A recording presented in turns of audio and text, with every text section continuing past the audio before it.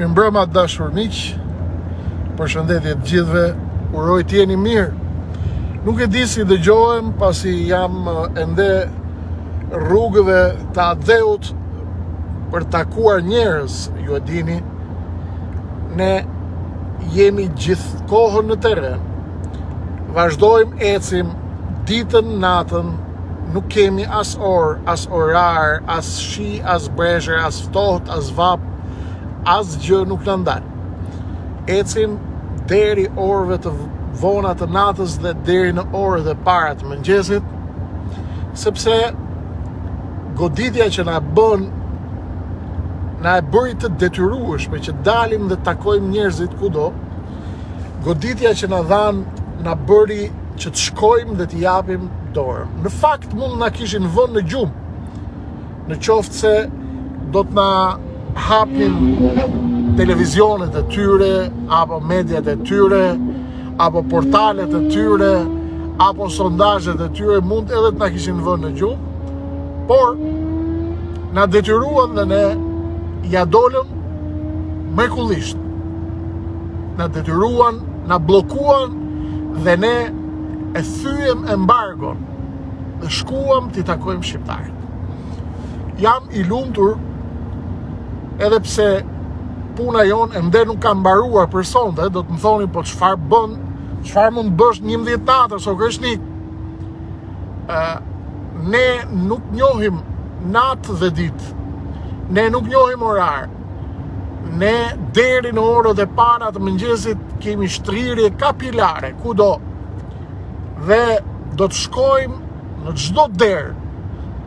Në çdo derë dhe do të takojmë dhe do t'i kërkojmë besën që ta ndalojmë sektin e shpopullimit dhe mafjen bipolare, të cilës i ka ardhur fundi.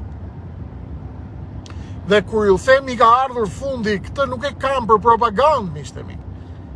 Ju e dini që unë kam informacione. Mirëmbrëma, faleminderit. Mirëmbrëma, faleminderit gjithë. Okej. Edhe një herë kanë mbetur edhe 3 ditë. Është shumë e rëndësishme. Juli, mirëmbrëma. Laura, mirëmbrëma. Është shumë e rëndësishme edhe një herë shpjegimi. Vota për Kreshnik Osmanin në Tiranë dhe për lëvizjen Adheu në gjithë Shqipërinë nuk është një votë e djegur, sepse ne jemi e ardhmja. Votë e djegur është për ata që nuk do t'jenë më. Ata nuk do t'jenë më. Ata që ju kanë sunduar për 34 vjet nuk do t'jenë më. Ata do të fillojnë luftën civile, sa po të përfundojnë zgjedhjet do të fillojnë të hanë kokat e njëri tjetrit. Kush të marri PD-n, kush të marri PS-n, kush t'ja haj kokën Edit, kush t'ja haj kokën Berishës. Tani këta të Berishës kanë filluar të vazhdojnë këngën e tyre që vota për partide vogla është e djegur për Kreshnik Osmanin, po çfarë do bëj? Shikoni, vota e djegur është për ata që nuk do t'jenë më, jo për ne që tani do t'hymë lojë. Kështu që mos e ngatërroni lojën, mos dëgjoni nga veshi votës e djegur. Çdo vot në çdo cep të Shqipërisë, çdo vot në Tiranë, në Vorë, në Durrës, Kavaj, Rogozhin, Berat, Lushnjë, Fier, Kukës, Dibër, Shkodër, Tropoj, Korç, Sarand, Vlorë, Lezhë, kudo. Është një vot për Shqipërinë. I ka ardhur fundi. I dashur, i ka ardhur fundi. Është vetëm çështje kohe. Është vetëm çështje kohe dhe llogarish matematikore gjeopolitike. Unë jam i lumtur sepse sonte kthehem gjithashtu. Kthehem jashtëzakonisht i gëzuar. Nuk e ndjejm lodhjen. Nuk e ndjejm lodhjen sepse njerëzit po na japin fjalën. Ora 11 e natës Njerëzit po shihnin Champions League, çfarë po shihnin, sepse unë e kam humbë dhe sensin e futbollit fare. Tani po kthehem nga Durrësi, isha në çdo cep, kam qenë në jug të Shqipërisë, kam qenë në veri të Shqipërisë. Tashmë afër Durrësit vazhdojmë rrugtimin ton, vazhdojmë takimet tona deri në orët e para të mëngjesit. Shtrirje kapilare. Edhe 3 ditë na ndajnë nga treshi. Tirana do të bëj surprizë. E gjithë Shqipëria do të bëj surprizë.